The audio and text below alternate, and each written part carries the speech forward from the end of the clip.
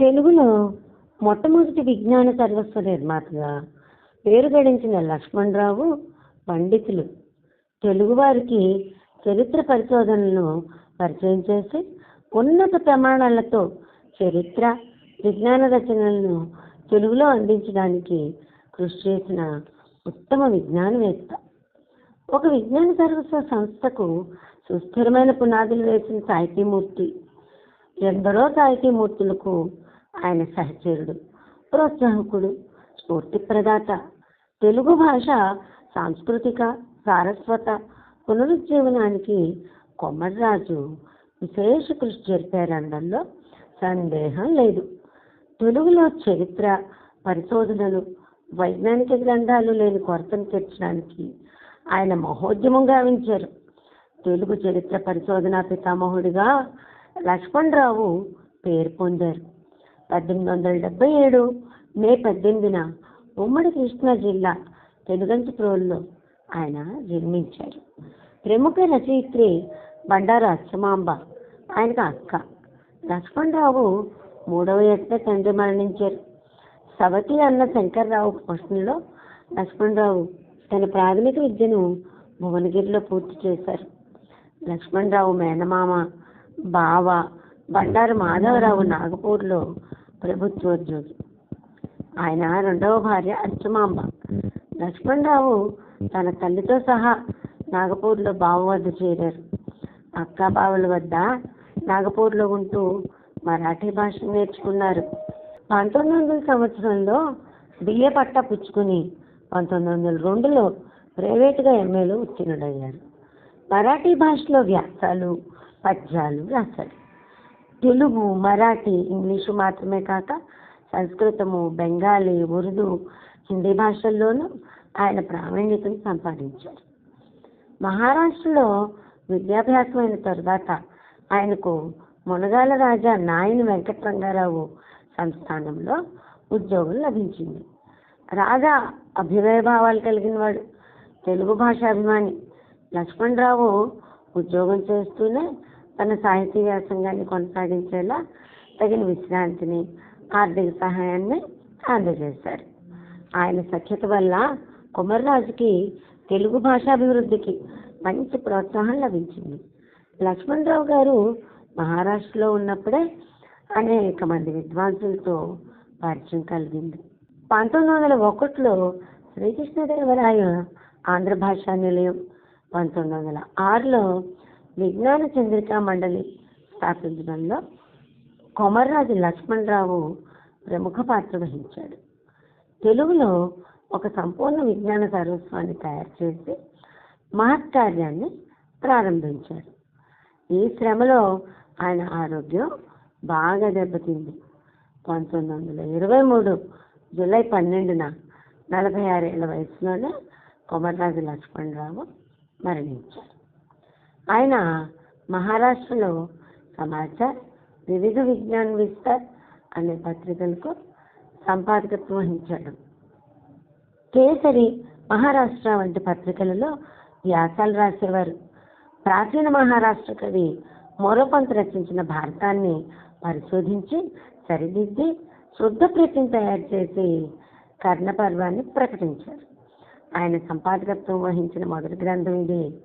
నాగపూర్లో ఉంటూనే తెలుగు పత్రికల్లో వ్యాసాలు రాసేవాడు. అప్పట్లో బెజవాడ క్రైస్తవ పాఠశాలలో ఉపాధ్యాయులైన రాయసం వెంకట శివుడు శ్రీ విద్యా వ్యాప్తి కోసం నడిపే తెలుగు జనానా పత్రికలో అచ్చమాంబ లక్ష్మణరావులు వ్యాసాలు రాసేవారు.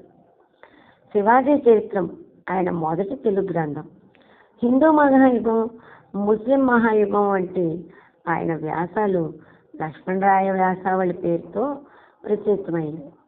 తెలంగాణ ప్రాంతంలో తెలుగు భాషా స్థితిని మెరుగుపరచడమే ముఖ్యోద్దేశంగా కొమర్రాజు లక్ష్మణరావు గారు నాయని వెంకటరంగారావు, రావిచెట్టు రంగారావు, ఆదిపూడి సోమనాథరావు, మైలవరపు నరసింహశాస్త్రి వంటి వారితో కలిసి హైదరాబాద్లోని అప్పటి రెసిడెన్సీ బజార్లో రావిచెట్టు రంగారావు స్వగృహంలో 1901 సెప్టెంబర్ 1న శ్రీకృష్ణదేవరాయ ఆంధ్ర భాషా నిలయాన్ని స్థాపించారు. తెలుగునాట అధునాతన పద్ధతుల్లో ప్రారంభమైన మొదటి గ్రంథాలయం ఇదే. తెలుగు భాషకు ఈ సంస్థ ద్వారా ఎంతో సేవ జరిగింది.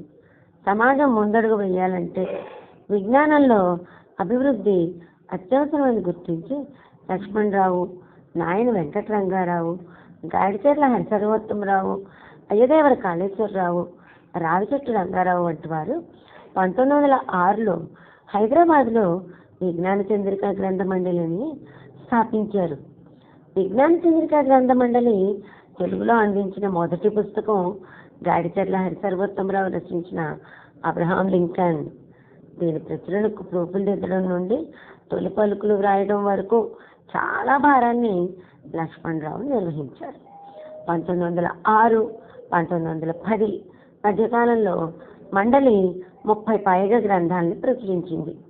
1908లో ఈ సంస్థను మద్రాసుకు మార్చారు. 1912లో దీనికి అనుబంధంగా విజ్ఞాన చంద్రిక పరిషత్తును స్థాపించారు. గ్రంథ పఠనాభిరుచిని పెంపొందించడం పరిషత్తు లక్ష్యం. అనేక కేంద్రాల్లో సాహిత్యం, చరిత్ర, ప్రకృతి శాస్త్రం వంటి రంగాలలో పోటీలు పెట్టి విజేతలకు పథకాలు, సర్టిఫికెట్లు ఇచ్చేవారు. 1922 డిసెంబర్ 27న హైదరాబాద్లో లక్ష్మణరావు, ఆదిరాజు వీరభద్రరావు మొదలైన వారు కలిసి ఆంధ్ర పరిశోధక మండలి స్థాపించారు. చరిత్ర పరిశోధన, శాసన గ్రంథాలను ప్రకటించడం, అముద్రిత గ్రంథాలను ప్రకటించడం ఈ సంస్థ లక్ష్యాలు. తెలంగాణ శాసనాలు, షితాబు ఖాను, చరిత్ర మొదలైన గ్రంథాలను ఈ సంస్థ ప్రచురించింది. తరువాత దీన్ని లక్ష్మణరాయ పరిశోధక మండలిగా మార్చారు. ఈ సంస్థ ప్రస్తుతం నామమాత్రంగా హైదరాబాద్లోని ఆంధ్ర సారస్వత పరిషత్తు కార్యాలయంలో ఉంది. 1916లో కొవ్వూరులో ఆంధ్ర సారస్వత పరిషత్తు స్థాపించిన వారిలో లక్ష్మణరావు ఒకడు. మొదటి నుండి యావజ్జీవ సభ్యుడిగా ఉండడమే కాకుండా కొంతకాలం దానికి కార్యదర్శిగా కూడా ఉన్నారు. ప్రపంచ విజ్ఞానాన్ని తెలుగు వారందరికీ పంచిపెట్టాలని ఆయన తప్పించిపోయారు. బ్రిటిష్ ఎన్సైక్లోపీడియా తరహాలో ఆంధ్ర విజ్ఞాన సర్వస్వాన్ని వెలువరించాలనేది ఆయన ప్రబల వాంఛ. 1912-13 కాలంలో ఈ బృహత్ కార్యానికి పూనుకొన్నారు. తాను ప్రధాన సంపాదకుడిగానే కాదు, ప్రధాన రచయితగా కూడా పనిచేశారు. లక్ష్మణరావుకు అనేక శాస్త్ర విషయాల్లో ప్రవేశం ఉండేది. స్వయంగా పండితుడే గాక నిష్పాక్షిక పరిశోధన, సమతుల్యత ఆయన స్వభావాలు. ఎందరెందరో మహనీయులు ఆయనకు తోడుగా శ్రమించిన లక్ష్మణరావు రాసిన వ్యాసాలు ఇంకెవ్వరూ వ్రాయలేదు. ఏ విధమైన సంపద, ధన సహాయం, ప్రభుత్వాదరణ లేకుండానే అంత బ్రహ్మాండమైన ప్రయత్నాన్ని తలకెత్తుకున్నారు. గాడిచెర్ల హరిసర్వోత్తమరావు, ఆచంట లక్ష్మీపతి, మల్లంపల్లి సోమశేఖర శర్మ, రాయప్రోలు సుబ్బారావు వంటి వారు ఆయనకు తోడు నిలిచారు. ఒక్కరోజు కూడా విడవకుండా లక్ష్మణరావు, హరిసర్వోత్తమరావు మద్రాసు కన్నెవర గ్రంథాలయానికి వెళ్ళి అది మూసేంత వరకు కుప్పలు తెప్పలుగా ఉన్న పుస్తకాల నుండి సమాచారం సేకరించేవారు. అలాగని వారి రచనలు అనువాదాలకు పరిమితం కాలేదు. లక్ష్మణరావే ఒక విజ్ఞాన సర్వస్వం. ప్రతి విషయాన్ని కూలంకషంగా పరిశోధించి సమగ్రమైన స్వతంత్ర వ్యాసంగా వ్రాసేవారు. మొదట అకారాడిగా నెలకు 100 పేజీలు చొప్పున దీన్ని వెలువరించారు. రేయింబవళ్లు శ్రమించి 3 సంపుటాలు ప్రచురించారు. ఇందులో విజ్ఞాన శాస్త్రము, భాష, ఖగోళ శాస్త్రం, చరిత్ర, కళ వంటి వివిధ విషయాలపై ఉన్న 100 వ్యాసాలలో ఆయన స్వయంగా 40 వ్యాసాలను కూర్చారు. అథర్వవేదం, అద్వైతం, అభిజ్ఞాన శాకుంతలం, అలంకారాలు, అష్టాదశ మహాపురాణాలు, అష్టబైండు, అష్టాధ్యాయం వంటి ఎన్ని వైవిధ్యమైన విషయాలపై ఆయన వ్యాసాలు వ్రాశారు. ఆ రోజుల్లో విజ్ఞాన సర్వస్వం అంత చక్కని ముద్రణ, అంత చక్కని కాగితం, చిత్రాలు, పటాలు భారతదేశంలోని ఏ ప్రచురిత గ్రంథాల్లోనూ కనిపించలేదట. చేసిన ప్రతి పనిని పరిపూర్ణంగా చేయటం ఆయన అలవాటు. అకారంతో 3 సంపుటాలు పూర్తి చేసిన తర్వాత ఆంధ్ర సంపుటాన్ని తయారు చేయడం కోసం పూనుకొన్నాడు. తెలుగు వారి గురించి అప్పటికి జరిగిన పరిశోధన అత్యల్పం కనుక మౌలిక పరిశోధన అవసరమైంది.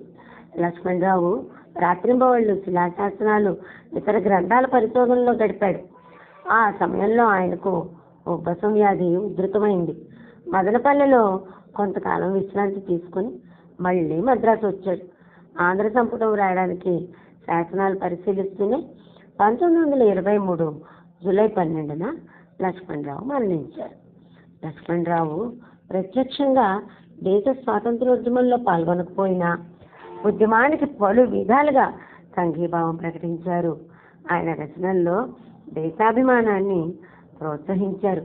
1906 కలకత్తా కాంగ్రెస్ మహాసభలో పాల్గొన్నారు. 1907 కృష్ణా జిల్లా కాంగ్రెస్ మహాసభ ఆహ్వాన కార్యదర్శిగా ప్రముఖులను సభకు పిలిపించారు. 1908లో ఆయన సహచరుడు గాడిచెల్ల హరిసర్వోత్తమరావు అరెస్టు కాగా వారి కుటుంబాన్ని లక్ష్మణరావు ఆదుకున్నారు. లక్ష్మణరావు సంఘ సంస్కరణ కార్యక్రమాలకు తోడు నిలిచారు. బాల్య వివాహాలను గట్టిగా వ్యతిరేకించారు. స్త్రీ విద్యను ప్రోత్సహించారు. మూఢనమ్మకాలకు వ్యతిరేకంగా పోరాడారు. అందుకే ఆయనను ఓ వ్యవస్థగా అభివర్ణించవచ్చు.